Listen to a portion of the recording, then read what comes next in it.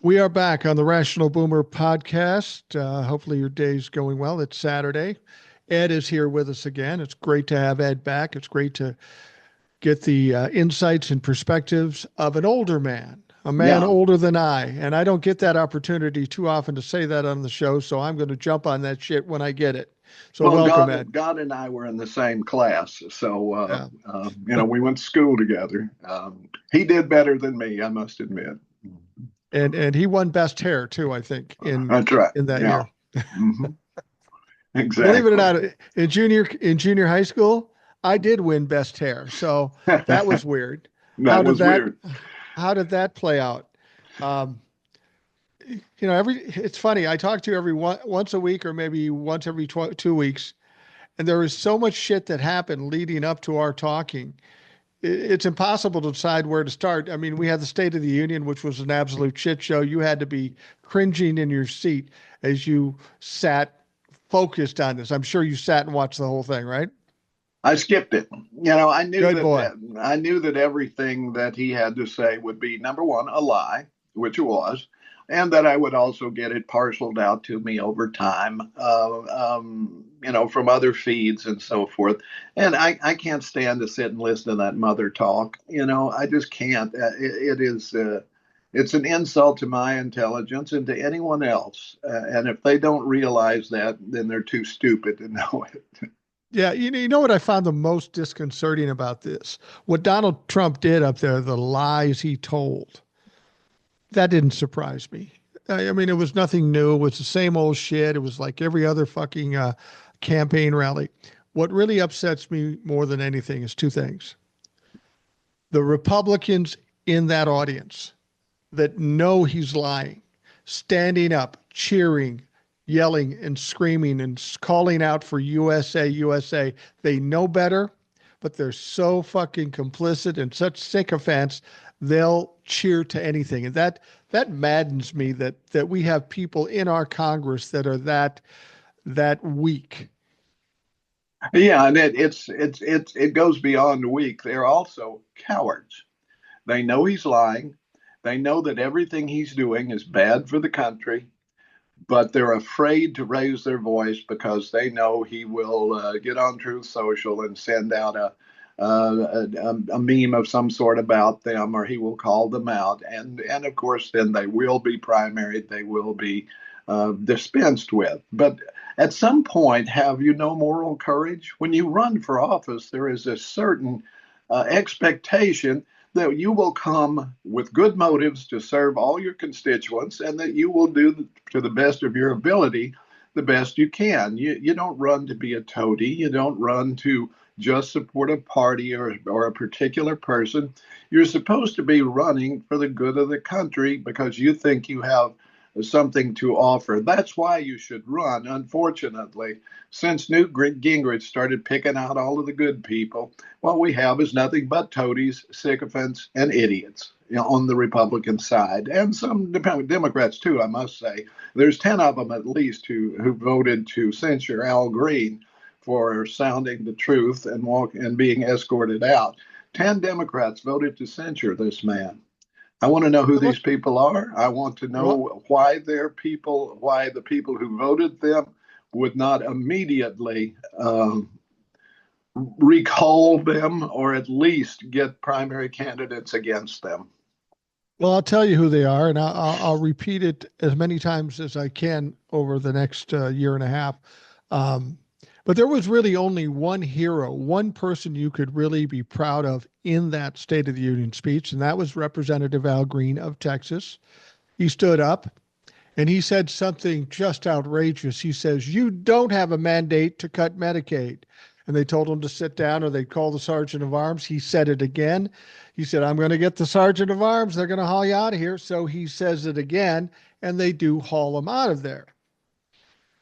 People were wondering if the Democrats were going to do anything at this State of the Union. It's not the point of just being disruptive. It's the point that this is fucking lies and this is damaging to the country. There were some boos initially, but then when Al Green did what he did and they hauled him out of there, all those pussy ass bitch Democrats just behaved and let him spew his shit. And that's why Donald Trump gets to keep going, is because nobody tries to put a stop to him. That's right. They should have shouted him down. He should never have been able to utter anything. You know, they should have dissolved the meeting. They should have said, "We will not allow you to lie to the American people," and have your lies seconded by your toadies and your sycophants in the Republican Party. We will not allow it. We have that power, and they should have stayed there. You know, they couldn't. They couldn't. What were they going to do? Bring in troops to clear them all out? Come on, let's show some backbone. Let's show some leadership. It has to be done. I would have thought a great strategy after I saw what happened to Al Green. I thought this would be a great strategy. Maybe they're doing this. Al Green stands up and does what he does. They have to stop Donald Trump. He's standing there embarrassed. They yell at him 3 times and then they haul him out. So you got a dead spot about 5, 6, 7 minutes while this is going on. Now, if everybody stood up and caused a problem, well, then that would just be a shit show. But what if the strategy was, okay, Al, you're first up. Then when he's done, let him talk for 3 minutes. Now bring up somebody else, and then bring somebody else, and just totally disrupt the whole thing every 5 minutes by them having to haul somebody out. Now, you mentioned that after it was over, of course, the Republicans, they're butthurt, and they want to censure Al Green, which censure is nothing but a slap on the wrist and nothing. It's like your teacher saying it's going on your permanent record. Who Exactly. fucking cares? Yeah. But the point is they want to censure him. And then people always say, well, Marjorie Taylor Greene and Lauren Boebert, they did all this shit and nobody censored them. That's not the Republicans' fault. That's the lame ass Democrats for not getting off their ass and doing something and making somebody accountable. So they voted to censure Al Green. Okay, I figured all Republicans would vote for him to be censured, and he'd be censured, and no big deal. But you mentioned the 10 Democrats that voted to censure him. I'm going to give you the names so you know who we're talking about here. Jim Himes, Connecticut. Laura Gillen, New York. Jim Costa of California. Ed Case of Hawaii. Ami Bera, California. Chrissy Houlihan, Pennsylvania. Marcy Kaptur, Ohio. Maria Glusenkamp Perez, Washington, Tom Suozzi of New York, and Jared Moskowitz, the little darling that always shouts everybody down. Now, I would like to understand what possible reason they could do this. They're censuring a guy for simply speaking the truth and being somewhat disruptive. The whole fucking Republican Party's been disruptive for fucking 9 years. This irritates me a lot. These people should be primary. Absolutely. And this goes to another thing. I mean, the Democrats were so proud. Oh, this is the way a transition is handled. You know, we accept that he won and so forth, right? Okay. You don't get points for that. I'm sorry. No. You lost the election because of what you did, what the Democratic leadership failed to do. Number one, they failed to assure they had a candidate who would make a good showing. And Joe Biden, I know you wanted a legacy. Well, now you got one, and it's not the one you wanted. You should have been what you said you would be, a transitional president. You should have stepped down, because the moment you walked on that debate stage, the election was over. We tried our best. We tried our best to elect Kamala. We sent money. We turned out. We did everything that we could, but it was too late. It was too late, because the Democratic Party was decimated, was wounded by the fact that we put forward a candidate who, although he did a wonderful job for 4 years, was clearly not up to the job.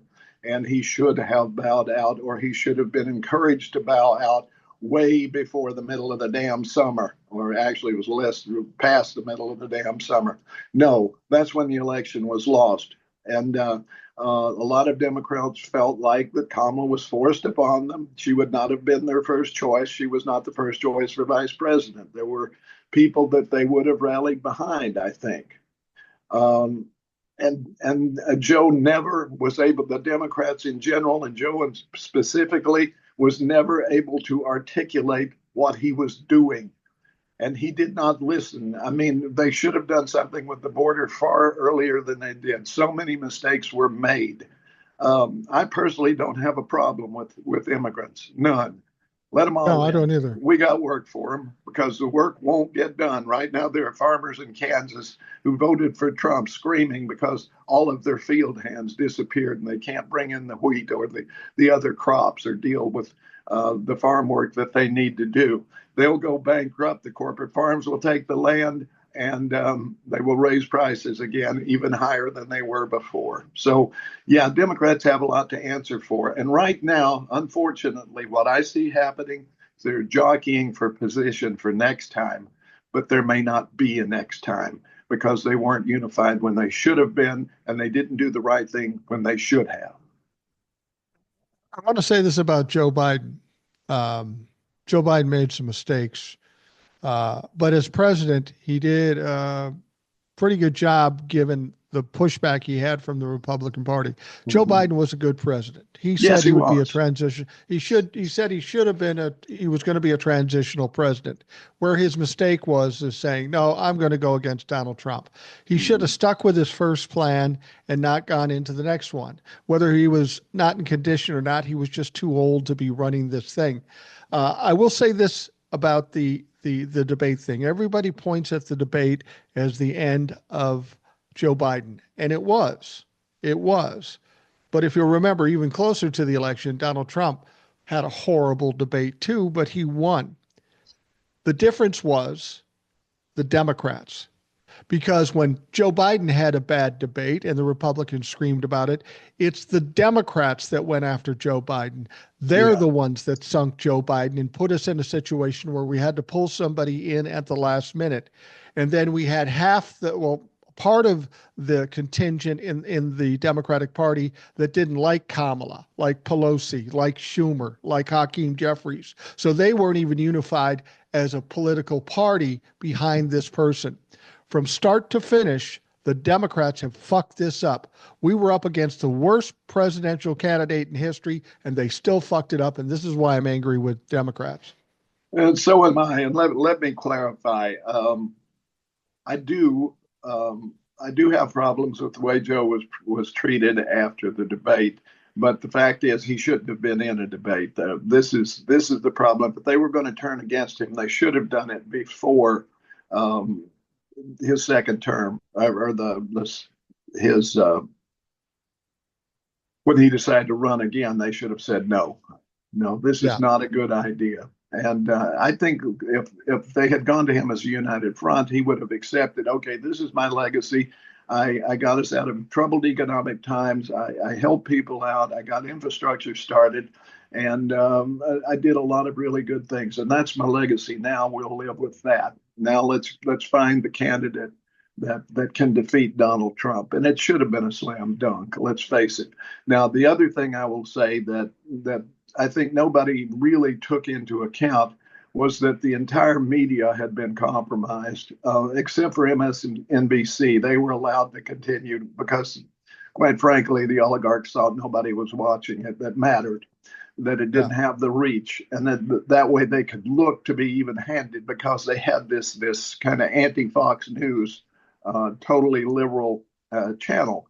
But the rest, the mainstream media, they all chose to support Donald Trump by omission, by not reporting, by giving him the benefit of the doubt, by telling both sides, by letting you decide, and then not telling the truth. And they're still there. At this point, there is no point in watching the evening news for politics or for any sort of sense. Sure, they can report events like heavy snows in Minnesota, that kind of thing, and soft stories about people who do good things and so forth. But they're not to be trusted on politics because they will not tell you the truth. They will only present two sides and let you decide, and that you can't because you don't have the information or you're not willing to get it. So I fault you too. If you voted for Donald Trump, you're either evil or stupid. Sorry. You've been a news director. I've done some news Mhm. in the radio business, and it's all well and good to say you got to tell both sides of the story. But if you know that one side is the truth, one side is an absolute lie, you don't get back. I get this all the time. People will say to me, my wife has said to me, now we're going to go in there, the Trump humper, don't engage with them. And I'm not going to engage with them until they come and say something stupid to me. Mhm. And my wife will say, well, why can't you just kind of compromise with them? I said, listen, if you've got absolute wrong and absolute right, there is no compromise. What do you want me to give in on? What do you want me to give in on? Yeah, I kind of like the idea of getting rid of immigrants, but I don't like the rest of the stuff. There is no compromise, and No. and that isn't the option that these media outlets. I want to say one thing too about Kamala, so people don't get the wrong idea. I think Kamala would have been a great president. I think Kamala did everything she could possibly do the right way while she was running. It's that she was hampered by the Democratic Party in terms of time and in terms of support and in terms of bullshit. I fault the Democratic Party for this loss in November more than I fault the Republicans. The Republicans just did what we knew they'd do. Absolutely. And I fault the Democratic Party because they only concentrate on swing states. Well, the thing is, like a state like where I live, Tennessee, which is largely a Republican state, but any state can be turned. We saw what Stacey Yeah. Abrams did in Georgia. Any state can be turned, but can be turned if the money is put in there. The Democratic National Committee needs to put money in these races and find candidates and get them. It doesn't take that much money.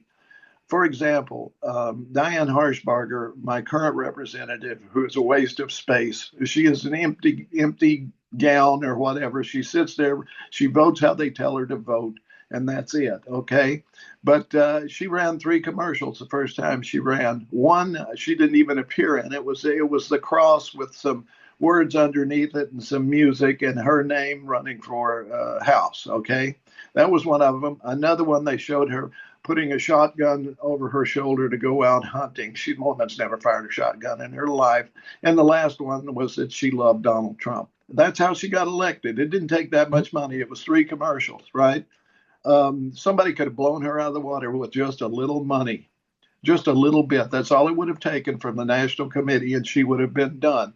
And right now, Republican congressmen are so vulnerable. You've seen what goes on at these town halls, so much so that they're not going to have any more. They're telling their members, do not have a town hall because they'll get all this video of your own people screaming at you because of Elon Musk, this unelected Nazi bureaucrat. And let's call it the way it is. Right now, we have a democracy being run by 2 people who were groomed by Nazis. Donald Trump's father, a Nazi. Elon Musk's father, a Nazi. And they are both controlled by what's the word I want? Well, a dictator. Murderous dictator. Yeah. A murderous Yeah, dictator. a murderous dictator, and that's Putin. And right now, that's what we see. We see them capitulating on every front. We'll talk about what you mentioned earlier about these sanctions and so forth, which are meaningless. But at the same time, they're standing down on fighting Russian computer aggression. Yeah. And Cyber attacks. Yeah. Yeah, they're standing down on that, and they are obviously siding with Putin against Ukraine. They're no longer furnishing information to the Ukrainian army and so forth. They have taken sides. They want Putin to win. They are willing to give Ukraine to Putin and every other former Soviet satellite. They will give them to Putin, and because he has stuff on both of them. I fully believe that they are being blackmailed, and that of course, they also believe to a certain extent, at least Musk does. I don't think Trump has any beliefs of any kind. I think he Yeah. is actually being controlled by Putin. You can see it in his body language and all about it. He has been forever. People who can't see it or deny it are fools. Well, we saw the press conference, this infamous press conference with J.D. Vance, Donald Trump, and President Zelensky. And people see it different ways. Republicans are saying, well, Zelensky was disrespectful. What I saw in that situation is classic narcissist, classic bully. They Yeah. wanted him to come in there and sign these mineral rights away and give him nothing in return. Hmm. And Zelensky did the one thing that if a media outlet or any other politician would have done, we would have been done with Donald Trump. He didn't yell and scream at Donald Trump, but he stood there and held his ground and he responded back. And that caused Donald Trump to be unhinged. That's what narcissists do. They raise their voice, they get madder, and then they blame you for being out of control. That's Yeah. exactly what he did in that situation. But anybody of a right mind can see exactly what happened. Donald Trump was trying to bum rush Zelensky, and Zelensky said, fuck no. Exactly. And anyone who watched that and did not cringe at Trump and his toady, Vance, there's something wrong with you. If you're seeing Yeah. heroes, if you are seeing reasonable men in Trump and Vance, you're pitiful. You're beyond pitiful. You're some sort of deluded Kool-Aid drunk fool. You know, I got something out of this that I haven't heard too many other people say, but I watched Donald Trump and I can see when he's losing because I know how he reacts. He gets hyped up or he makes other complaints. Now he said something in that press conference, and this is typical of a malignant narcissist. They ramp it up to an absolute, and he says, "You either sign this paper or I'm out." He burnt that bridge Yeah. because that's what they do. But then after the fact, he's saying, we need to get back to the table. He doesn't want to come to the table. Bitch, you threw him out after the Mhm. fucking press conference because you were pouting. You shit your pants and you were pouting. But now he wants to get him back because, and JD Vance said, Donald Trump's the only game in town. Donald Trump's the only game in town. He's not going to get some random countries to put troops in there that haven't fought for 30 years. Well, he's talking about some pretty formidable uh, fighting units in these different countries. But this is basically saying, I explained it like this. It's like an abusive husband. You smack the wife around and she says, fuck it, I'm leaving. And then he says, oh, come back here. You'll never find anybody better than me. No one will love you other than me. That's exactly what was happening there. It's classic, and really Yeah. that your analogy is perfect because that is what Trump is. He's an abusive husband. He's an abusive boyfriend. Actually, he would never, of course, commit to anything. But we are here in this situation where a little less than half the country was totally duped by this fool. And the reason, let me tell you, just this little observation. 1 second.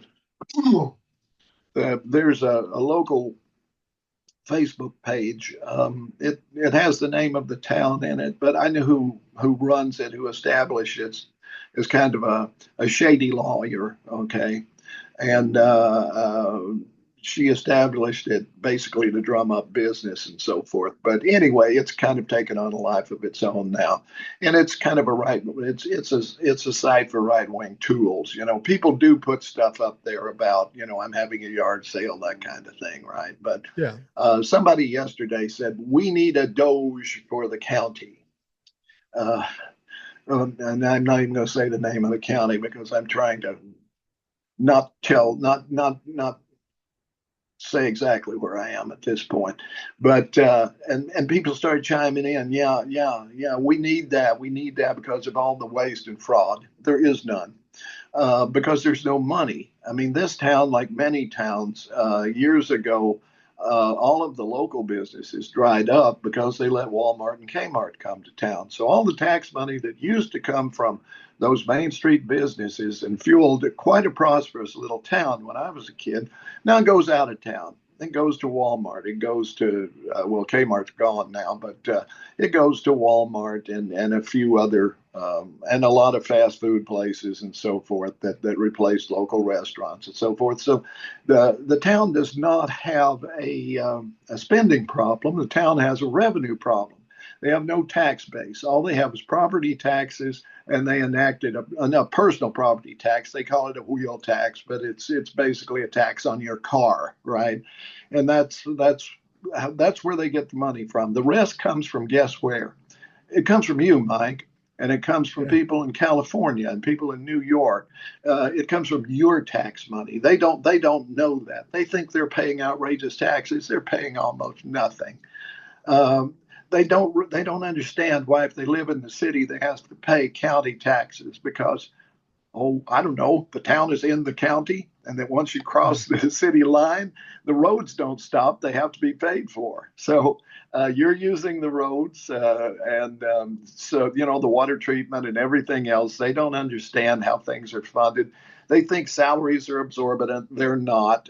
Everybody's working bare bones, and I can't tell. I had two people come to me with petitions wanting to run for city council. Okay, I listened to them. And I told them both, because they both had the same thing. We're going to get in there and we're going to cut things and we're going to cut taxes and this. And I said, you can't do it. Right? I will sign your petition because I think you're a nice guy and I give you the chance to run, but I'm not going to vote for you because you don't understand how government works. Right now, you think you can get in there and one of them mentioned, well, the salaries are too high up on the hill, and by that he meant at the school district headquarters. And I said, well, did you know those salaries are set by the state? That there's not a damn thing you can do about it? Did you know that? No. Of course they did. No. I said, you got to educate yourself. You have to understand. I've heard so many of you guys running for office. You're going to get in there and you're going to cut, cut, cut. But then you get in there and you find, well, if I cut that, then the grass doesn't get trimmed along the highways, and the trees that fall over don't get removed, and so many other things. The road, the potholes don't get filled, and so forth because you cut that budget. And you can't raise property taxes anymore. You damn sure can't raise the sales tax anymore because there's state law against it. So you're stuck. What you should be doing is trying to find some way to partner with outside business to bring in business. You could do that.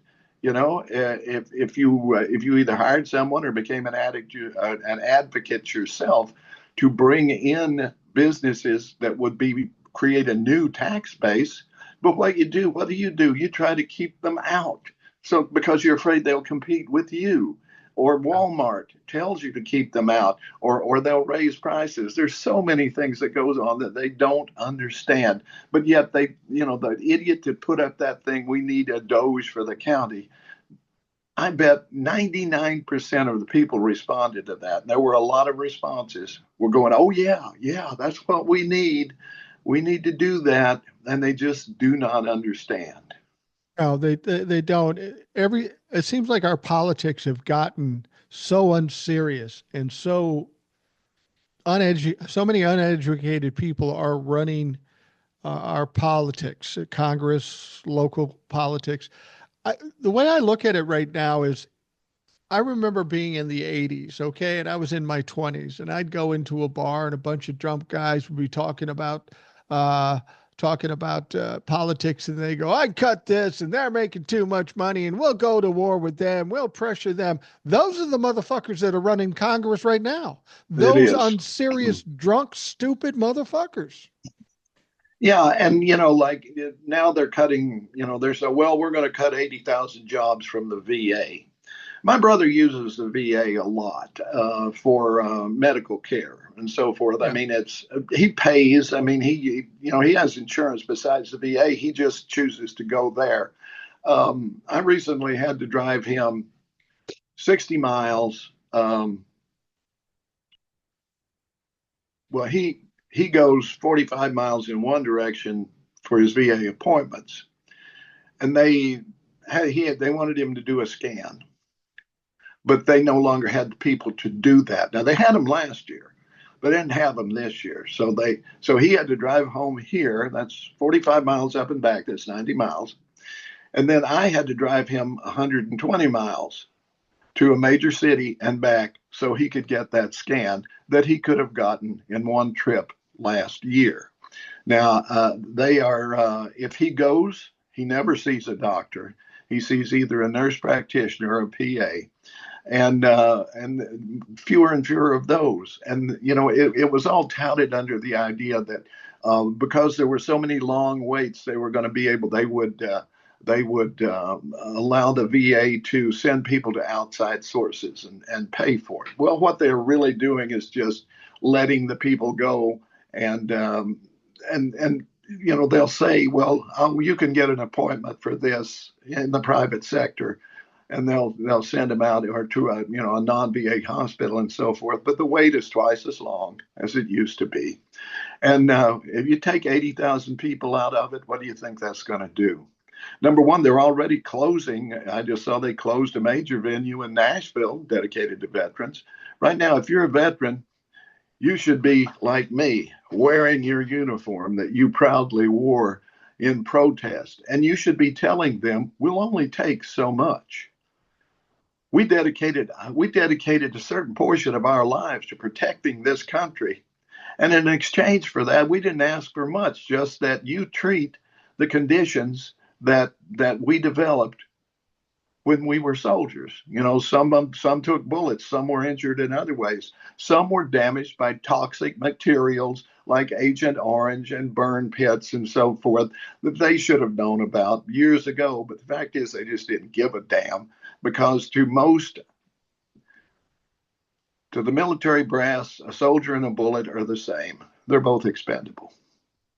I think that this decimation of VA benefits and the firing of veterans and firing 80,000 people from the VA, do you think this is a tipping point? I mean, because this is a pretty large group of people, and this is a pretty you're hard pressed to go anywhere and have people against veterans. There is nobody against veterans. I will say this, though, the way the Republicans and Donald Trump have acted, they are the first and most egregious anti-veteran party in the history of this country. But do you think we're at a tipping point here because of how important this is? I hope so. And I hope the Democrats at least realize that, but their record is not that much better. I will say this, though, they have tried in the last Democratic administration. The Democrats in the House brought up, like, I think it was almost 50 different bills to help veterans, and the Republicans voted down every damn one of them. Why did they not get that out there? The media would not report it, and maybe the Democrats weren't good about getting it out there. But that is the fact that should have been driven home to every veteran in this country leading up to the election. The Republicans voted against you. How did they get burn pit legislation and benefits? Jon Stewart, a television comedian, rallied people. He went to Congress. He told them the truth. He made them listen. And that's what has to happen. No Democrat did that. That was John. Well, maybe he's a Democrat, but it wasn't an elected official who did that. That was Jon Stewart. And we've had a history of that, of people stepping up and saying, no, we draw a line in the sand here. You put these people in danger. They suffered for it. Now you're going to make it right. You have to make it right. So I'm hoping that if you know a veteran, if you are a veteran, if your father was a veteran, and let me just say this, folks, for guys my age, your fathers fought against fascists. Don't elect them. That is something that is your parents, both men and women, because the women ran the factories and the men fought the battles, and some of the women of all different stripes, black, Hispanic. My father was saved by a Hispanic guy on a bulldozer who ran over a machine gun nest. There's all kinds of people who contributed. Japanese people, even though their mother and father and children and wives were interred in camps in the desert, they went and fought. They were called Nisei. They went and fought honorably. Black men went and fought honorably. When they came home, they didn't get GI benefits. No banks would lend them money to buy a house. No colleges or universities, except the traditionally black ones, would allow them to attend. They couldn't get into the Ivy League. They couldn't get in. No, they paid the price, but they never got what they deserved. Women veterans, it took forever for them to get things. And rape is still a huge problem. that's swept under the rug on military bases. There's a lot to be answered for, okay? And we need people who will do that. We need people who will stand up for the veterans, for the poor, for those who, through no fault of their own, are differently abled. And we have to do that. And the Republicans will not. They will not. They have never voted as a mass. They have never voted that I'm aware of for a single piece of legislation that helped the working man, the poor, or the disadvantaged. But they'll go into every election saying how strongly they support the veterans, and the fact is they don't. I don't know if the Republicans understand they're walking into a trap set by Donald Trump, not an intentional trap, just a trap because he doesn't give a fuck. The devastating effects of going against veterans, going against Medicaid, going against Social Security, going against all these things are political suicide. But they still decide to go with Donald Trump because Donald Trump knows best. What they don't understand is Donald Trump doesn't care about anybody but himself, and he doesn't have to worry about getting reelected again. And if his buddies burn down in the process just so he can get his way, he'll fucking do it. He's done it every fucking time throughout his whole life. These Republicans are so blind. If you start taking away benefits from the VA and being happy about it, I mean, Alina Baba and some other reps have said, they've been asked, you're firing veterans. Well, if they're not capable of doing the job, they should be they're waste and they should be cut. So now you're telling us they're fucking incompetent too. Yeah, and there is nothing to back that up. I mean, nobody's looking at the individual here. It's like a scythe cutting down wheat. They don't give a shit about the individual worker. They're just saying, we want to save this amount. I mean, right now in the Republican budget, the committee that oversees Medicaid, for example, has been given the mandate to cut $880 billion from their budget. And they say, oh, we're not going to touch Medicaid benefits. Bullshit. There is no way they can do that without touching it. They can't even come close to cutting $880 billion out of from that committee, from what they oversee, for the money that they allocate and so forth, without touching Medicaid. They will do it. And guess what's going to happen when they do that?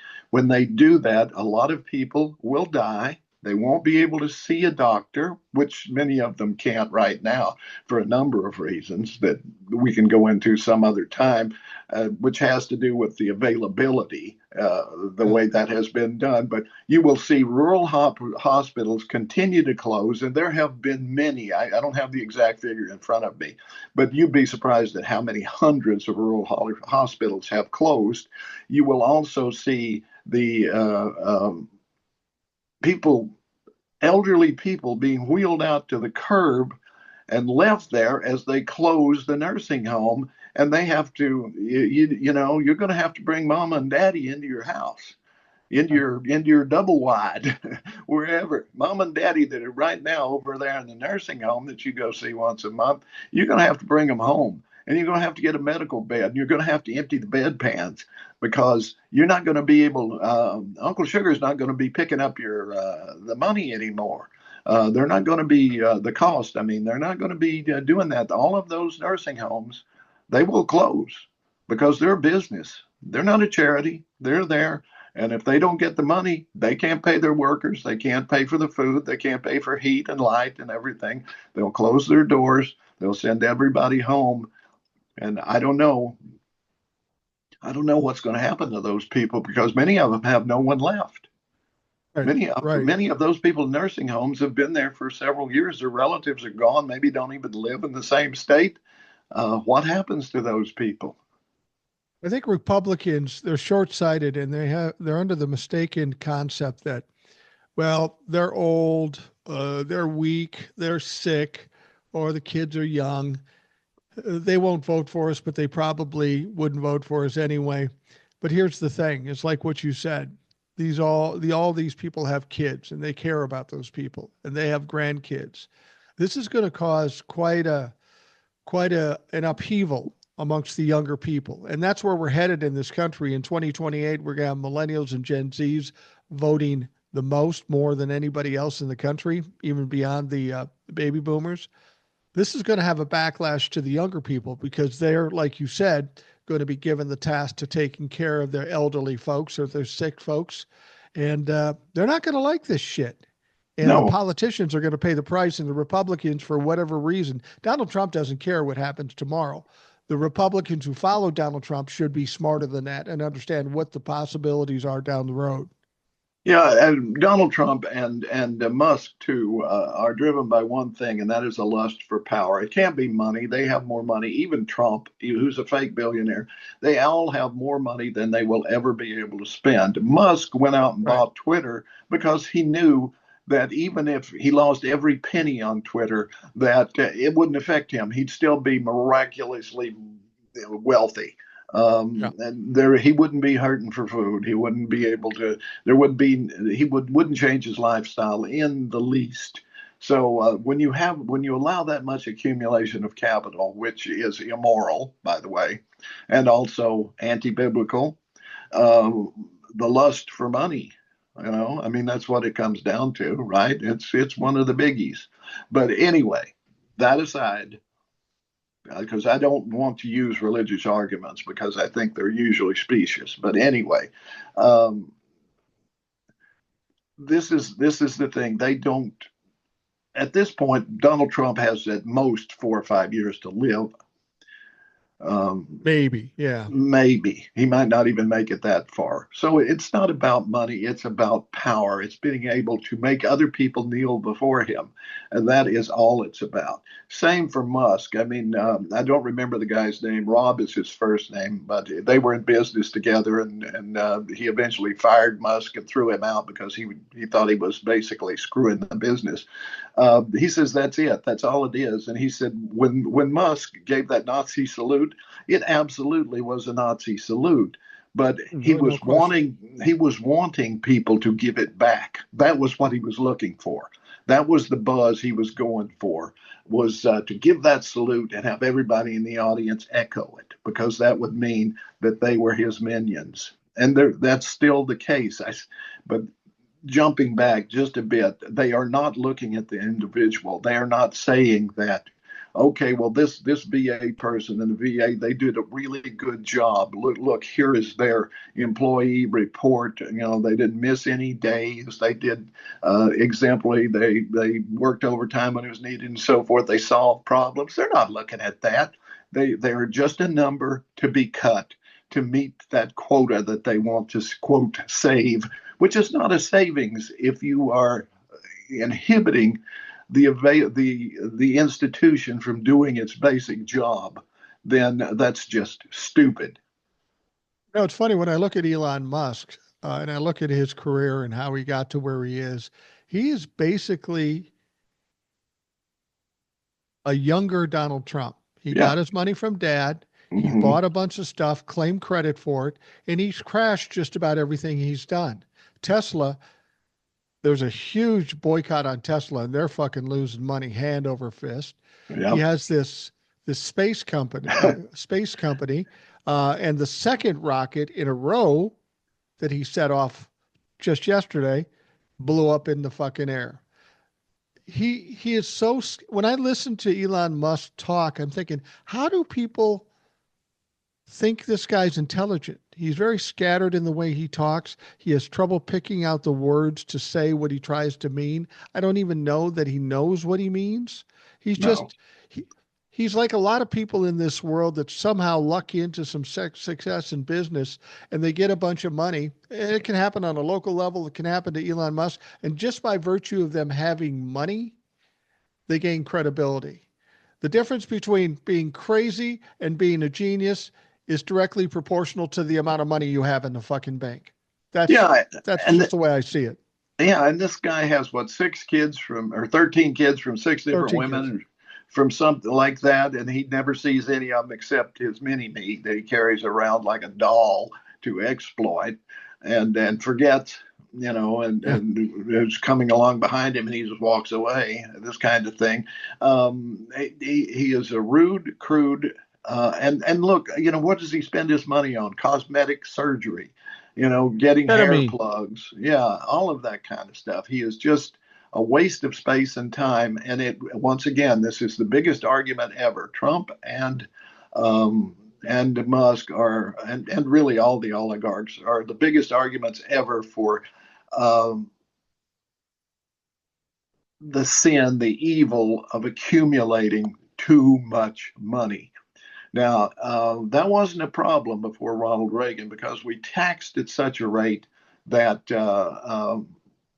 nobody paid a 70% rate because what they chose to do, rather, was to invest, which lowered their tax burden and also gave them revenue. But when Reagan got in, they cut the tax rate. That incentive was no longer there. And they've been cutting the tax rate. And just on a personal note, let me put this out there. Reagan's first term, okay, I was just getting started in radio and I wasn't making a lot of money, so I wasn't paying a lot of taxes or anything. I didn't pay much attention to that. Then Reagan ran for his second term. I was vehemently against him. But when he got elected, I turned to my wife that night and I said, well, at least we'll get a tax cut. That's what he ran on. Well, guess what? My employer, who billed $1 million a year, got a tax cut. But when I got my first check after that, after they saved Social Security and did their finagling and so forth, my $920 a month check went to $900. I lost 20 bucks on the deal, which doesn't seem like much now, but it was a big deal back then. Later on, we're working together then where George W. Bush gets elected. I have a 401k that's growing. I'm making good money, and my Social Security is getting socked away. Good is relative. Good is relative. I worked in the same place. Good is relative to a homeless person. Right. But to the rest of the world, not so great. Well, but for me, it was a big step up because I was used to $900 a month, right? True, now, true. we were making, we weren't making super money and we were having to pay a lot for health care. I think I was shelling out like $300 and some a month for health care and so forth. But they gave me the opportunity for tax deferred savings. They gave me the opportunity for to make money, and I still got Social Security, being socked away. So things are looking like I'll be able to survive. Then George W. Bush creates this gigantic recession. I lose 40% of those tax deferred savings. I lose it overnight. Boom, it's gone. That's what the Republicans have done for me. And then here comes Trump, and now he's threatening my Social Security. Because don't kid yourself. He can say all he wants to. We're not touching it. But what's he doing? He's doing things like want to cancel the payroll tax. Where do people think the money comes from? It comes from the payroll tax. If the payroll tax isn't rolling in, then there's no money to pay. They'll plead poverty and deny benefits. Already they're saying something about a Social Security pause. How long is this pause? Long enough for people to forget? What is it? I'll tell you, the day that Social Security paused, you may see something in this country, and I hope you do. Absolutely. Yeah, it will get very ugly. And those people who listen to what Donald Trump says, if you believe anything a consummate pathological liar says, you're just a fucking idiot. Donald Trump can say anything he wants. He hasn't told the truth. He told the truth very little since we've known him as a politician, and to believe anything he says now is ridiculous. And that kind of brings me to what we were talking about earlier. Donald Trump said a couple of things recently that seem contrary to what he was doing before, and this seems to confuse people. It doesn't confuse me because I know exactly what he's doing. First of all, he comes into the cabinet and says, listen, Elon Musk doesn't have the authority to fire anybody. That's up to you. But he also added, but if you don't do it, then Elon will do it. But he said, it's up to you. Why would he do that? I mean, it's been 6 weeks and he's had free reign to fire tens of thousands of people. And now all of a sudden you go, whoops. No, he can't fire anybody. So does that mean everybody he's fired up to this point should come back to work because it wasn't done properly? Doesn't mean that either. Donald Trump is a narcissist. He says what he says. He thinks it's absolute genius. He will never back down from it. He never change his mind. He will double down and triple down until it goes off the cliff. What Donald Trump is doing is managing the optics. And I've seen narcissists do all the time, trying to cover his ass, okay, now he's getting heat about Elon firing people willy-nilly. So now he goes into the cabinet and says, no, you guys do it. He can't do it. So when the heat continues on him, he says, well, I told the cabinet they're supposed to do it. He's trying to cover his ass. Exactly. And then the other thing he does is he comes out yesterday and says, we're going to put some sanctions on Russia. Why is he doing that? And what difference would it make? He's doing that because he's getting heat about his connection to Russia. People are attaching him to being complicit with Russia, and he's trying to cover his ass. I wouldn't be surprised if Putin said to him, Donnie, this is what you do. Tell him you're going to put some sanctions on me. Don't actually do it, but that'll make it look like you're tough on me. Because Donald Trump couldn't come up with that on his own. So I have a feeling Putin or somebody smarter than he is, which would be everybody. It's just a cover. It's about optics. It's about perception. It's not real. And he will get some people to believe that he's tough on Russia and trying to rein in Elon because now he's seeing it's becoming very unpopular. Absolutely. And all he knows to do is lie. But as you say, there's another. I'm not sure if you covered this part or not, but the moment someone suggests that Elon is the one in charge, then he has to get out there and do a sublimation trip on Elon. No, I'm the one in charge. I'm telling the cabinet secretaries to do this. It's not Elon has nothing to do it. But if they don't do it, then Elon will do it. That makes no sense. That's just stupid. Jumping back to his little appearance the other night in Congress. And this is where I fault the media again. He said his accomplishments. I did away with the Green New Deal, which was never passed, was never enacted, doesn't exist. So no, he didn't do that. That's a big flat out lie. Media should have said that. That should have been the headline the next day in the New York Times, Washington Post, every other paper of consequence. Trump tells lies during his speech. The next one he talked about was he reversed the mandate that Biden put in for electric cars. No such mandate exists. It was never there. No such thing. He reversed nothing. Huge lie. And if you have to lie, if you depend on lies in order to govern, you don't deserve to govern. And that's all he does. He has never told the truth about anything. Nothing. No, he doesn't. And the other thing, you were talking about Elon and him trying to clarify that he's in control and that Elon isn't. If you're president of the United States, most powerful man in the world, and you have to tell people, no, it's me in control, you're fucking up. Yeah, exactly. And people see Elon more than they see him. How many days has he played golf so far? Every one? Pretty much. He spends more time in Mar-a-Lago than in Washington. Yeah, I heard the first 30 days he spent 11 days playing golf and $10 million playing golf. That's what he's done. And other than that, he ain't doing anything at all. People have to understand, Donald Trump doesn't do any work. No. He takes credit for other people's work, and he will blame them when it goes badly and take the credit when it goes well. Unfortunately for Donald Trump, not much of what he's doing is going well. I mean, let's talk about the tariffs thing. This has just been absolutely laughable about it. He comes out and he says, we're going to put these tariffs in place. We want them to comply with what we want.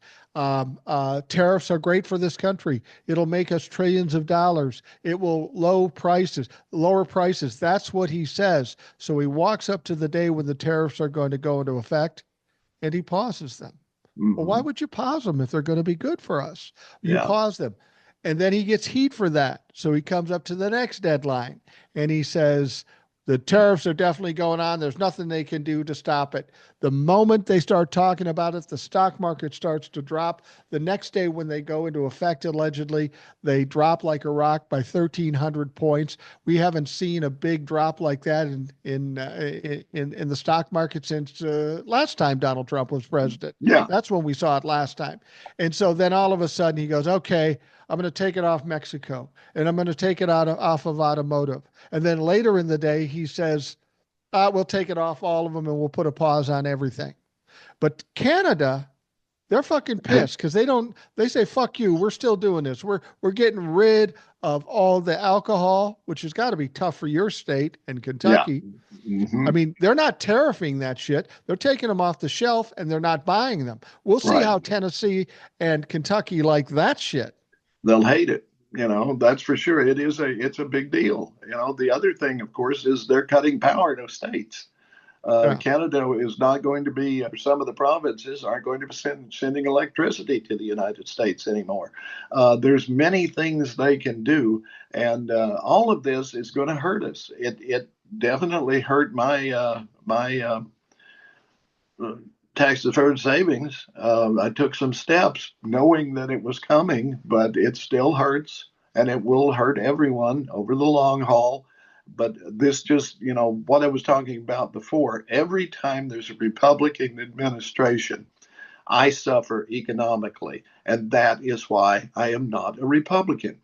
I suffer economically because I'm not a billionaire or a millionaire or fabulously rich or part of a corporation that gets huge tax cuts to spur investment. And they do stock buybacks. The economy never blossoms under Republicans. It constricts. It falls.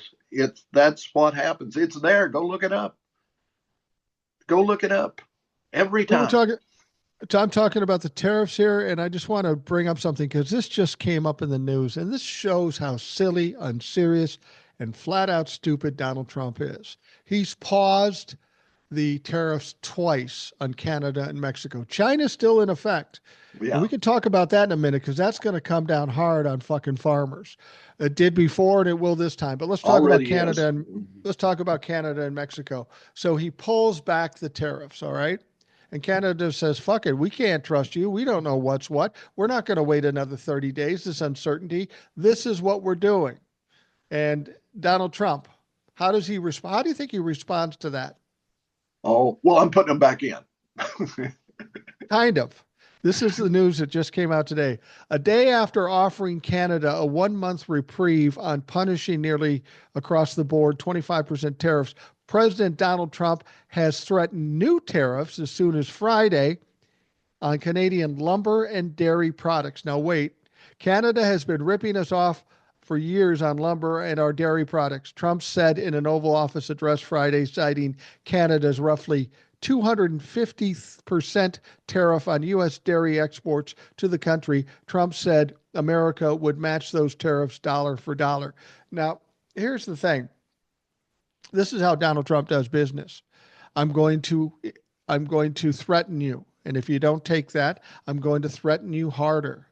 And then he starts getting heat about these tariffs. The stock market goes to shit. Everybody's freaking out. So he says, okay, I'll pull it back. And then Canada says, fuck you. We're tired of playing this game. You punched us in the mouth. We're going to fight. And they say, we're going to continue doing this. So he had to respond in kind, at least in his mind. And it just looks stupid. It looks unorganized. It looks ridiculous. And it's not going to work. He's going to have to pull back on that motherfucking thing too. Oh, absolutely. And his justification for the tariffs in the first place was that they're not doing enough to stop fentanyl. Canada, best we know, all they intercepted 336 pounds of fentanyl. Oh, no. It was less than that. Or maybe it was like 21,000. I thought it was 43 pounds. Yeah, you're right. It was 43 pounds. The 336 was something else, but the 43 pounds, that's it, which is nothing. Mexico, most of what they find is it's American citizens bringing it across Right. the border. They go into Mexico, they get it, they try to bring it back, and it's substantial, of course. But also the other way, all of the automatic weapons that the cartels use, they come from guess where? Right here. They come across the border from America. Um, one doesn't wonder if, for example, one watched Breaking Bad. We know that a lot of the drug enforcement people are actually involved in the traffic. We also know that a lot of the fentanyl comes from China and it comes into the ports on in containers, just like the Timu stuff. It's probably Right. in the Timu stuff, but Right. that's where the majority of it is coming in. Not these few people who straggle across the border.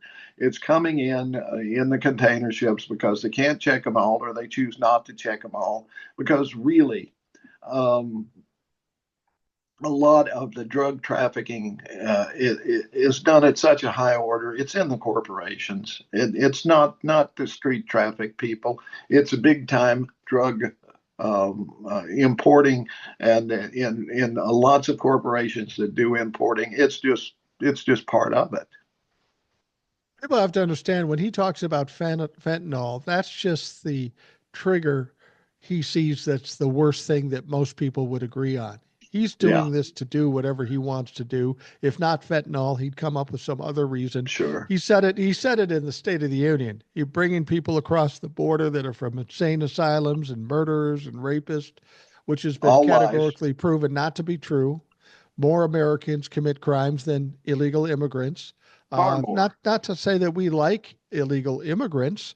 We should have some control over it, certainly. But Donald Trump is tearing down a whole country because people don't like brown people coming across the border. You got to keep it in perspective. We got to deal with that situation, but we don't have to destroy the economy in the fucking process. Yeah, I don't know if I use this on here or not, but I pointed out when it comes to ICE, it's like they work for Van Halen. Van Halen had a writer in their contract that they wanted a big bowl of M&Ms in their dressing room with all the brown ones picked out. Well, that's the way ICE operates. That's what they do. When was the last time you saw an ICE raid that got a bunch of illegal Asians, or a bunch of illegal folks from India or from China? And they're there. There are millions of them, Yeah. illegal immigrants from other countries, especially from China, especially from India, and they just come on visas and don't go home, or they come on a student visa and they go to school for a while and then they get a job, and like Elon Musk, a guy who came in on a student visa, never went to school, started working, and has never been called to task for it. That's true. He did that. I will say this: Donald Trump has done a lot of good for illegal immigration, mainly because he's turned this country into such a shithole. Who'd want to fucking come here? You want to go someplace where you're better off and safer. This ain't the fucking place. No, but the fact is, there's plenty of work here for they should do. If we just let them in, they wouldn't be illegal. Okay, let them in, give them a job.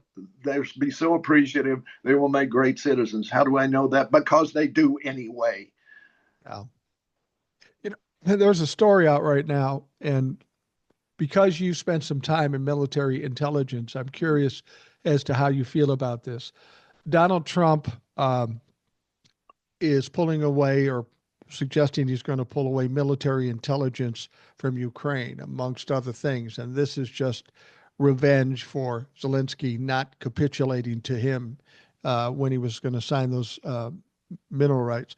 Um, but the Republicans apparently now are pressing Trump to resume military intelligence aid to Ukraine. Now, the fact that they tell him he's wrong and they should do this tells me he won't do this, won't do it at all, because Donald Trump is a dumb motherfucker. But what's the bigger picture here?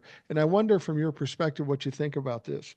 We've got countries all over the world now questioning whether they should share intelligence with this country, knowing that it'll probably get back to Russia. And Russia is not only our adversary, they're everybody's adversary. People don't understand the reason NATO exists is because of fucking Russia. That's right. So, It, it's a so reciprocal thing with right, every country. With every country that we're friendly with, and even sometimes countries that we're not particularly friendly with. If it's in our interest, we will give them information that helps them out and in return for something else. I mean, right, you don't want to go to the sausage factory, okay? right, Because you would never eat another sausage. It's the same with military intelligence. But here, um, we share intelligence with Ukraine, not just because it's the right thing to do, but because they are reciprocal. They can give us intelligence that we don't have. Because it is, and most of the intelligence we receive, by the way, we have all kinds. I'm not going to go into it because I'll be arrested and thrown in a hole somewhere.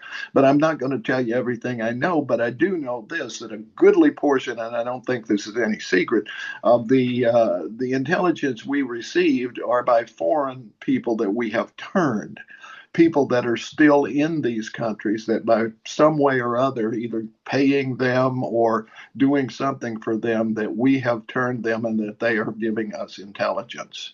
And this is something that Trump never understands, that he has to keep his damn mouth shut. He compromised Israel at one point with the Russians, telling them yeah, something that, because once they can identify where, if they can identify where what information is known, they can identify where it came from, they can pinpoint these agents and eliminate them. And that is not what we want. You need serious people, and that's why even the president operates under a need to know, right. because in every intelligence operation there are levels and designations. Top secret is a very low designation. I had one. Took them a year to get while I was in language school. It took them that whole year to go through my background, interview people, and so forth to find out what kind of person I was. Was I trustworthy? Was there something in my past that a foreign government could exploit? For example, at that time, if I were gay, and nobody was open much at that point, right? But Hmm. if they sniffed out if someone, a roommate I had in language school was let go, and he was the best linguist we had, would have been, simply because he was gay, because they thought he could be exploited, that the foreigners could come in and say, we'll tell everybody you're gay if you don't give us this information, and so forth. Right. So it's there's a level of trust that has to be there, because Israel, for example, shares intelligence with us. We share intelligence with Israel. Trump actually basically told the Russians something that he shouldn't have about Israeli intelligence and compromised those people. Is such an idiot. He was showing plans for where submarines were to some oligarch down in, at Mar-a-Lago. We know this happened. If I did that, I'd be in prison for the rest of my life. He should be Absolutely. too. Well, and how dangerous is it if all of Europe and other countries say we're not sharing information with you because we don't trust you? That's got to put our security at risk to a certain extent. Absolutely. It would completely negate pretty much everything in Europe, possibly even in the Far East as well. I mean, Britain, France, Germany, Italy, Spain, all of these countries have intelligence gathering operations, and they share stuff with us. They can tell us, is there another 9/11 being planned? Maybe we can't ferret it out, but they can. So yeah, we would be extremely vulnerable by not having. And if believe me, they will not share if they don't trust that you will keep the secrets. Right. Right. I want to bring something up, an aside, only because I heard about it yesterday and people are freaking out about it. There's a uh, there's a podcaster. He's a squeaky little piece of shit. Ben Shapiro. Oh yes, Just he's a piece of shit. Um, anyway, Ben Shapiro threw something out there. Apparently, he needs ratings and needs to stir some things up. He said that Donald Trump should pardon Derek Chauvin, the man who killed George Floyd. People are right, going, "Oh no, will he do it?" And everybody's going, "Well, Donald Trump could do it." Here's what people have to understand: uh, Derek Chauvin was he pled guilty to a federal charge, right? right. But that Hmm. was after he was found guilty of a state charge. Yeah, Now, theoretically, Donald Trump could get rid of that federal charge, but that doesn't get Derek Chauvin out of the fucking jail because No. it's a state charge. He has no power over that. Derek Chauvin will stay in jail for the rest of his natural life. So for Ben Ben Shapiro to even come out, what's the fucking point? This is just grandstanding to try to get ratings. It's not going to happen. It can't happen. And fuck Ben Shapiro. Well, Trump has this thing going, and I guess he thinks it helps him with police and maybe the military, where he's wanting to give police absolute power, essentially, that they can't be questioned and they can't be charged, even if they gun somebody down in a traffic stop for a broken tail light, which has happened in Minnesota, or somebody calls in that somebody's being raped and they shoot the person who called it in. That happened too. Or, so many things that the cop just walks. Well, they made a mistake, big deal. Or they went in the wrong apartment and killed three people, and it was the wrong address and a bad warrant and so forth. He wants to be able to give them absolute authority. And the reason I think ultimately that he wants to do that is he wants to use them against people like you and me. I really Yeah. think that's his next step. But who's the other, the kickboxer that was in prison in Slovenia, I think it Yeah, was. Tate. His name is And Tate. yeah, now he's hanging out at Mar-a-Lago with Trump. And this is the people he likes. I mean, these are guys who abuse women. Well, guess who else abuses women? Yeah. Donald J. Trump. They like that. They like that. They like to hang out with those guys. Remember back on the playground, that there was the bully, the big guy with the muscles who liked to pick on little people, and he always had a crowd around him to cheer him on. That's Trump is a toady that way. He'll find a strong guy. He'll find a Kim Jong Un, because the people sit up straight and do everything in unison, because he's admired that so many times. I want my guys to do that, and that's why he loves Putin so much, because he's a strong man. He's strong men. When really they're bullies and criminals, but that's who he Yeah. admires, and that's who he emulates, and that's who he wants to be. And there's only one way to handle those people. I had that very experience when I was in like sixth grade on the schoolyard. There was a guy, I was kind of a quieter guy, and I didn't start any trouble, but there was a bully who liked to pick on people. I went back to my mom and dad, and they said, well, kick his ass. That's the only way you're going to win that. So I go back. I don't know. I'm not much of a fighter at that point, and I tell them, look, meet me on the schoolyard. We'll fight. And I'm standing there, and everybody's crowding around as they do during fights on schoolyards, and the guy doesn't come out. He's terrified to come out. When it comes to actually fighting, he's terrified. His friends literally drag him out, put him in front of me. I punch him in the face twice. He goes down crying and screaming like a little child.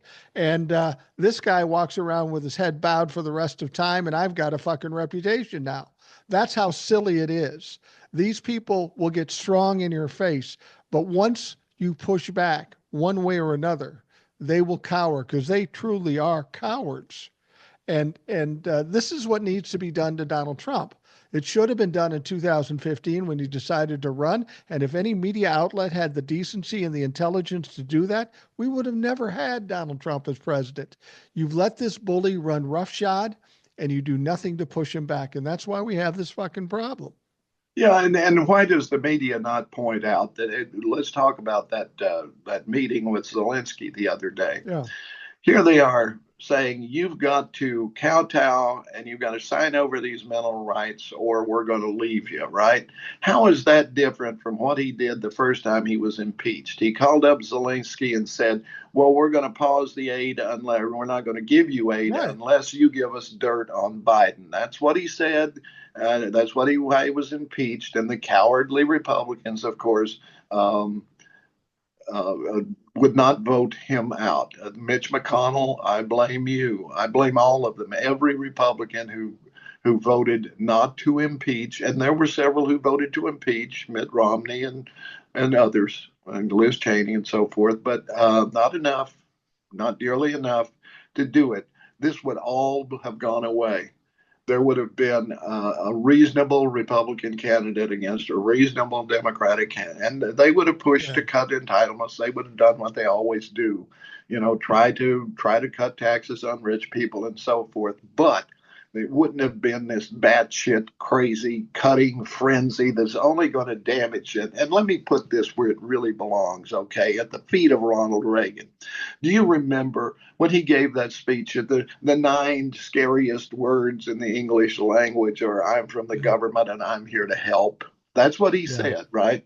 Tell that to people who FEMA came to help in the mountains of North Carolina and Virginia and Tennessee.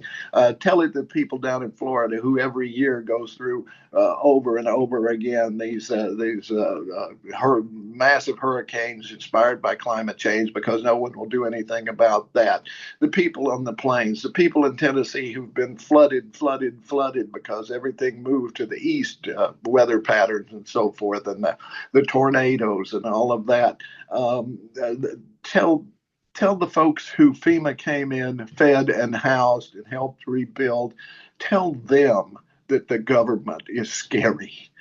Tell the people who get a check so that their kids can eat that the government is scary. Tell the rural school districts whose roofs are leaking that the government is scary. No, it isn't. It's only scary if you're a reprehensible money grubber who doesn't want to pay taxes and just wants to collect money like a crazy cat lady in a single wide with 50 cats. That's what you remind me of. And you are awful people, and you vote for awful people. No, I was talking earlier about how Donald Trump said Elon can't fire anybody. Elon had a meeting with the cabinet, and Donald Trump then had a meeting with the cabinet. And I'm finding out now where this may have all come from. I'm reading a news story that says Elon Musk berated a pair of Donald Trump's cabinet members in a tense White House meeting that ended with the president assuring the public that the next phase of cutting the federal workforce could be carried out more methodically. So you have to wonder if there isn't some kind of rift going on between Donald Trump and Elon. It's inevitable because they're both malignant narcissists. But I'm sure Elon sat down with him and the cabinet, as fucked up as they are, as bad as it's making them look, they said, "What the fuck are you doing?" And of course, the malignant narcissist got to fight back and call them names. It had to be quite a show, and that's why Donald Trump ended up having to go in and try to settle things down. You've got Here's what Donald Trump did not account for. Elon Musk is going to do everything he wants, and Donald Trump's fine with that. Then he hires a bunch of egomaniacal dipshits to run their departments. And when Elon is calling the shots in the departments they're supposed to be running, now they're getting mad. And that's where the rift starts. Now, Yeah. Donald Trump has to manage this. He's not good at managing Mhm. this. He loves the chaos, of course, but he can't continue with the chaos because nothing will get done. They'll be fighting against each other and weakening the whole effort. Exactly. And every secretary that he appointed was given one directive: destroy your cabinet Right. position, destroy that. If you're in education, destroy the Department of Education. If you're in DOJ, weaponize DOJ. If no matter what assignment, and you can tell by the people that he chose that these were people who would do exactly what he wanted him to do, and that was destroy the department they were in charge of.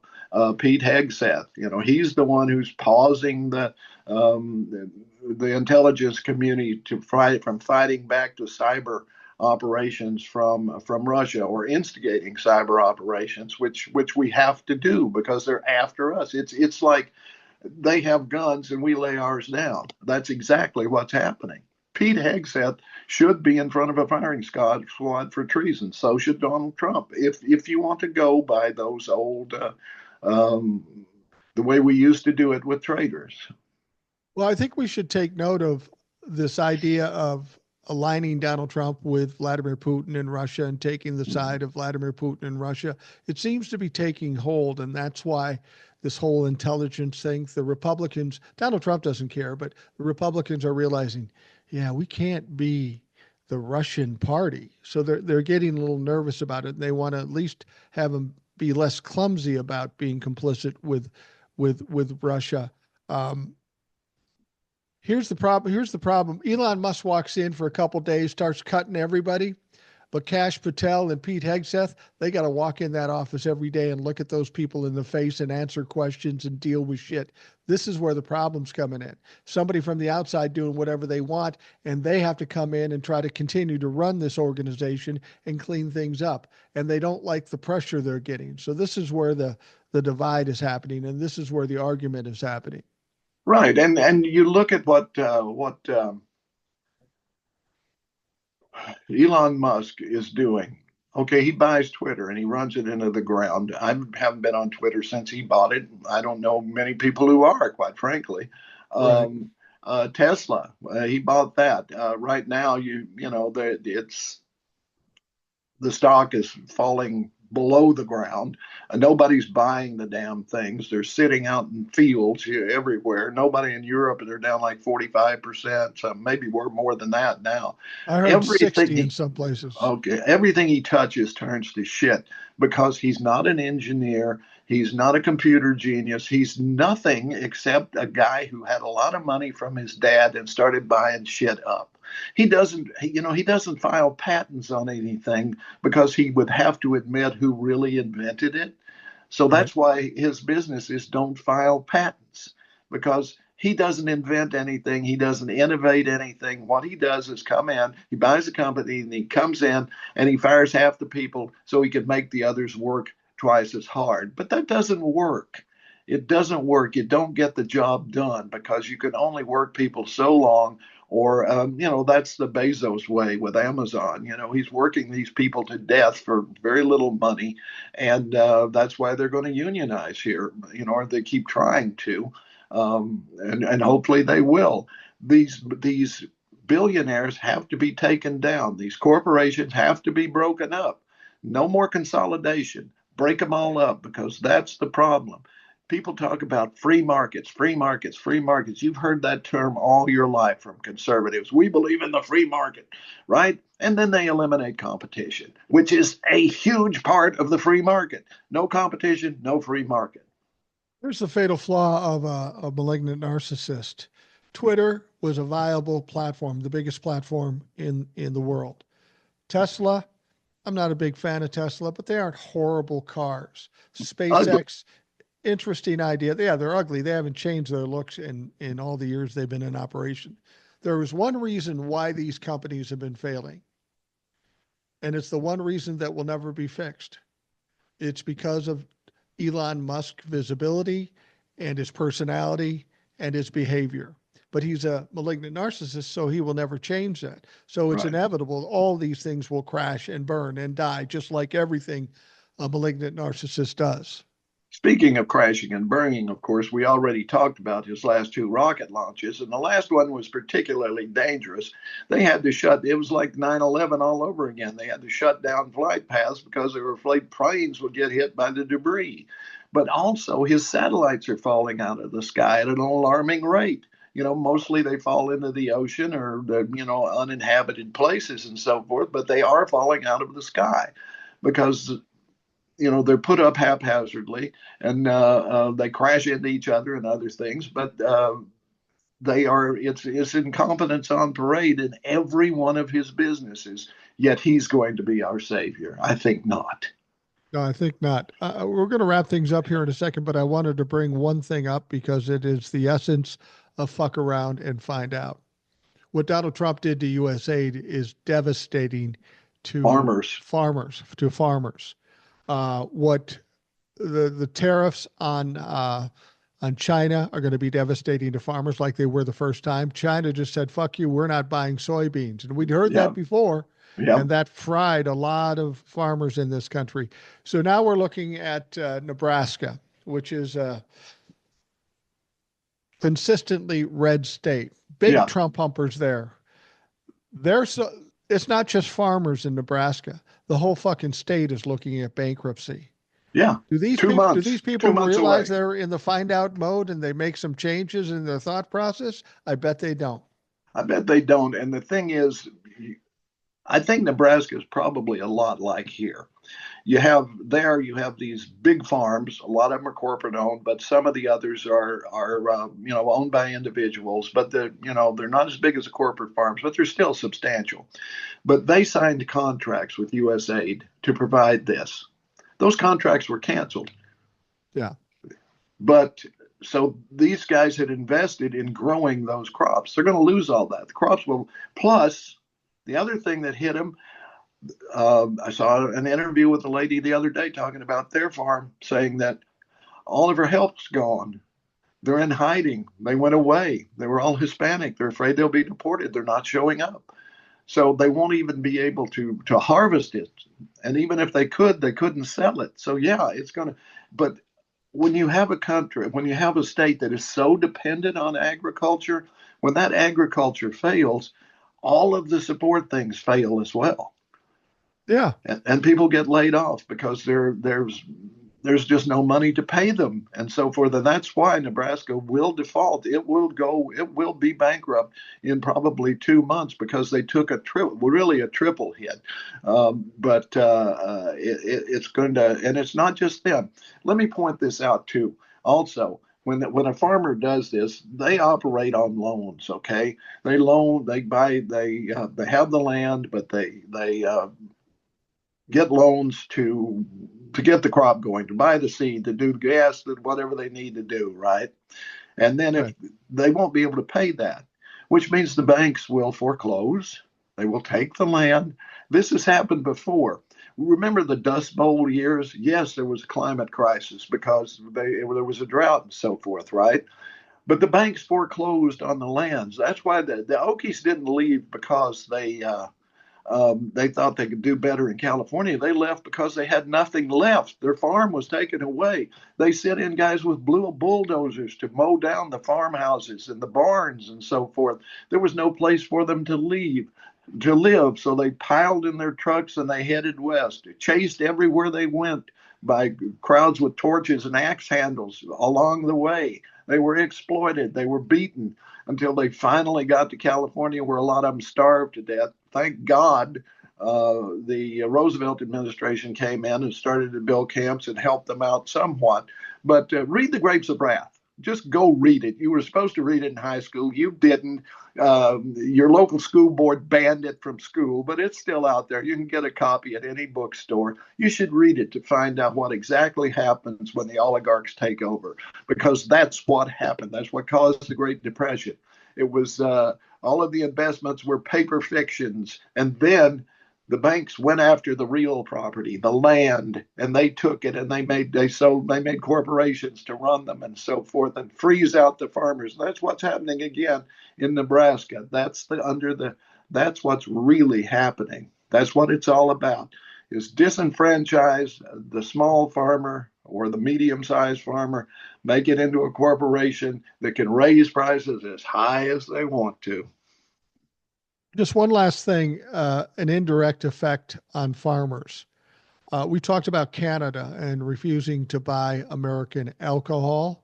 Yeah. And Canada buys a huge amount of alcohol from Kentucky, Tennessee, some other places around the country. That's got to affect the grain business too, Oh, for the sure. grain farmers. Yeah. They buy it from somewhere. They don't much grow it locally, but corn and so forth. It's all used for sure. Yeah. It's unbelievable. Well, Ed, we're going to wrap things up here for the Rational Boomer podcast. Remind folks how they can find you. Everybody asks me every time you do a show. So make sure people know where to find you because they want to listen to what you have to say. I'm on TikTok at Holler Troll, HOLLERTROLL.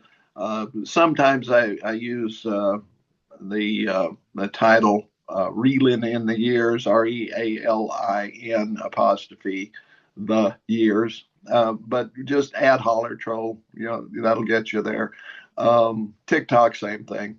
I'm not doing much on TikTok right now. I usually repost, but some of the stuff I'm using is archived. that's relevant again that people missed the first time around. So and some other observations, but that's where you'll find me, and look forward to visiting with you. Well, if you haven't checked him out as yet, you should. And if you don't, we're keeping a list. So we'll be contacting you individually if you haven't checked out Donald Yeah. Trump. Or Donald Trump. That was a fucking. I say Donald Trump so much, it just crops up. Check out Ed. Fuck Donald Trump. That's all we got to say. Yeah. Let me add just one thing. Mike Good. and I, we got big mouths. You know, we did this for a Yep. living for so many years. It's second nature to us. We know what we believe. We know how to say it. But the fact is, you have a voice too, and you should use Absolutely. it, because the more of us who speak out, the easier it is for others to speak out. The more we speak, the more the truth gets out, the more people are convinced. And there's going to be some big problems coming up as people realize how duped they were. I hope that it is peaceful. I hope people realize that the people they voted for were not in good faith, and they just removed them. We have midterms coming up. It would be great if we could take back the House and Senate, and then see what we can do from there. But let's make that our goal right now. Also, if you have a really egregious local politician who refuses to meet with his or her constituents, which they're starting to do now because they get so much pitchback, write your local newspaper. They'll print your letter saying, Yeah. I voted for you. I need you to hear my concerns. Are you such a coward that you won't face your constituents? If you won't face us, we're going to take you out of the picture. We won't vote for you again because you are worthless to us. Words to that effect. Say what you feel, but put the heat on them. Every one of them. If you don't know who your representative is, find out, and then write that letter demanding that they meet with their constituents and tell them what you think. Absolutely. I don't think, at least Ed and I aren't delusional enough to think that anything we would say would change anything. That's not the point. The point of Rational Boomer and what Ed's doing is to stir things up a little bit, get other people talking, who get other people talking. It's got to be a groundswell. It's got to be a lot of people talking. We can start the spark, but it's all of you that really get the fire going. We must be brave souls right now, because one person, if one person says Donald Trump's a dick, they can come after that person. If 20 persons say Donald Trump is a dick, they can still come. 1,000 people, they might think twice. Yeah. And I'm going to paraphrase Alexander Solzhenitsyn, who in his great book, the Gulag Archipelago, he said later, after the secret police came out and arrested people and so forth, he said afterward, in the camps we burned, because if we had only realized when they went out, if we could put in their mind the idea when they came out that some of them would not be going home. Just Right. remember that we have Yep. power when we stick together. Remember, Trump did not have over 50% of the popular vote. He was short of it. Exactly. So there's plenty of us out there. Just join and link arms. We can do it. We can force them. And you saw what happened with the civil rights movement. People were bloodied. People were killed, but they were triumphant. Don't let them take that back. Don't let the Yep. racist win, because that's what's going on here. The racists are ascendant right now. And if you can't see it, then you're just closing your eyes. A lot of people think they're powerless out there. And what we try to tell you every day is you are not. Keep speaking, be brave, do what you got to do. It's not a matter of whether you're going to have a bad Friday or a bad Saturday or whatever. It's a matter of what is the future of this country. And if you don't speak out now, there's no point down the road, because it will be too late. And that's what I hope we can kind of instill in people's minds, that it's not just Ed and I or any other creator out here. It's all of us. And we are seeing more protest, and we're seeing the town hall meetings and stuff. So people are getting riled up. That's that helps me a lot to see that, but we need even more. Absolutely. I'm encouraged by those where the people showed up. But the lie is out there. These were all Democrats, and they came to make noise. Well, they weren't. We know that, and every one of those that we've had people say, "No, I'm a Republican," and all the people who spoke up were Republicans. We're seeing what you're really doing, and we hate it. We didn't vote for this foreigner, Elon Musk. We didn't vote for this guy, this creepy. I'm firmly convinced that at the end of 2001: A Space Odyssey, this space embryo thing floats down. I think that was Elon. That was about right, about the time he was born. I think he's some sort of space debris. Yeah, that's probably true. Anyway, thank you, Ed, and for those of you listening, thanks for taking the time. I hope you have a great day. We will talk to you again tomorrow.